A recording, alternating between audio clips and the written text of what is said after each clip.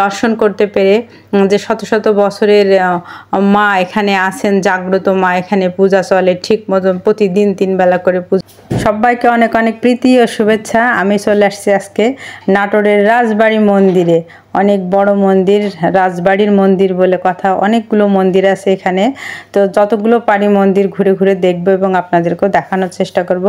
আমার পিছনে দেখতে পাচ্ছেন একটা সিন্দুক আর কি, আগেকার সেই রাজার আমলের, এখনও রয়েছে আর কি অক্ষত অবস্থায়, কিন্তু কেউ জানে না এর ভিতরে কি আছে, কেউ খুলতেও পারে না। তো আমার দেখে খুবই ভালো লাগলো, যেসব পুরাতন ঐতিহাসিক জিনিসপত্র আছে সেগুলো দেখতে আমার খুবই ভালো লাগে। আর যদি মন্দির হয় তাহলে তো কোনো কথাই নেই, মন্দির তো আমার আরও ভালো লাগে, অনেক কাছে টানে, সেই জন্য আমি চলে আসছি। এই যে দেখুন সেই রাজার আমলের মন্দিরগুলো দেখুন, যে এখন আর সেরকম নেই, রাজার আমলে যত সুন্দর ছিল সেরকম আর নেই। শত শত বছরের পুরাতন এই মন্দিরগুলো দেখতে পাচ্ছেন, মানে ভগ্নাবশেষ হয়ে গেছে আর কি। তারপরও যেটুকু আছে অনেক ঐতিহ্যবাহী, ঐতিহ্য বহন করে আছে। খুবই ভালো লাগছে দেখে যে এত সুন্দর মন্দির, আর সেই সময়ে না জানি কত সুন্দর ছিল মন্দির, অসাধারণ। আর কত পূজা হতো এখানে, কত জাগ্রত পূজা হতো সে তো বলাই বাহুল্য আর কি। আশেপাশের এলাকার সব লোকজন হয়তো আসতো এখানে, রাজার বাড়ির মন্দির বলে কথা, আর সেখানে বড় বড় পূজা হবে, সেখানে তো মানুষ আসবেই।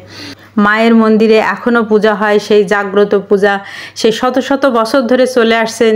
রাজারা নেই, রাজার বাড়ির সেই রকম জৌলুস এখন আর নেই, কিন্তু তারপরেও সেই পূজা এখনও হয়ে আসছে আর কি। দেখতে পাচ্ছেন আপনারা যে পুরোহিত মহাশয় পূজা করতে বসে গেছে। এই যে দেখুন কত সুন্দরভাবে আবার একটু সংস্কার করা হয়েছে মন্দিরগুলো।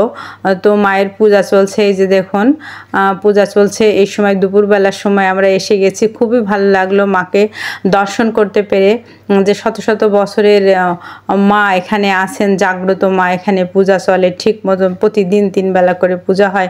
তো খুবই ভালো লাগলো এখানে এসে, মনটা জুড়িয়ে গেল, মনে হচ্ছে এখানেই থেকে যাই। সেই পুরনো স্মৃতিগুলো মনে হচ্ছে চোখে ভাসছে আর কি। সেই রাজার আমল, কত লোকজন, কত মানে বাজনা, কত আনন্দ। এটা চলে আসছে আবার দুর্গা মন্দির, ওই যে দেখুন কর্নারে লেখা আছে দুর্গা মন্দির আর কি। এটা সব আলাদা আলাদা, এক এক মায়ের মন্দির এক একটা আলাদা আলাদা ভাবে। তো আমরা অনেক মানুষ আসছি, সবাই আনন্দ করে দেখছি, ঘুরে বেড়াচ্ছি, অনেক ভালো লাগছে আর কি। রাজার আমলের মন্দির বলে কথা, এখানে দুর্গা পূজা হতো, কত জাগ্রত পূজা এখানে, অনেক বড় মন্দির, সেই শত শত বছর ধরে পূজা চলে আসছে। মা এখনও আছেন, এই যে দেখতে পাচ্ছেন মন্দিরের ভিতরে মায়ের বিগ্রহ এখনও আছে ভিতরে।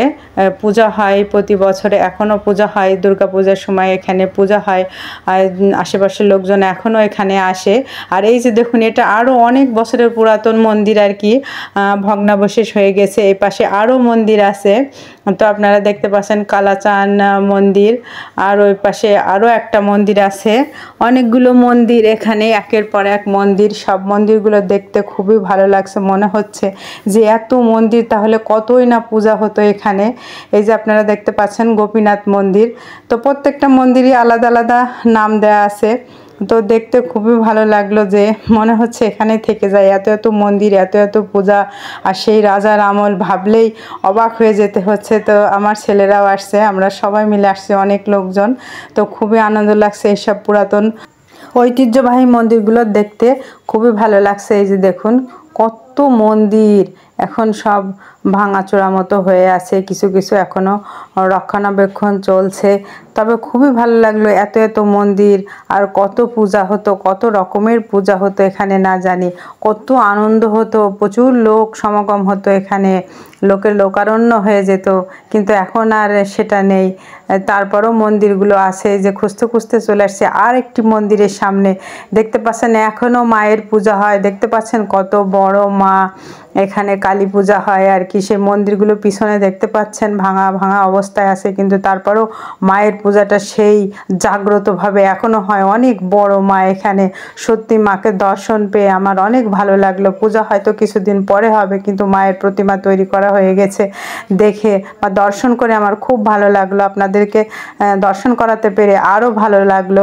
তো পরবর্তীতে আরও বিভিন্ন জায়গায় যাব, সেগুলোও দেখাবো।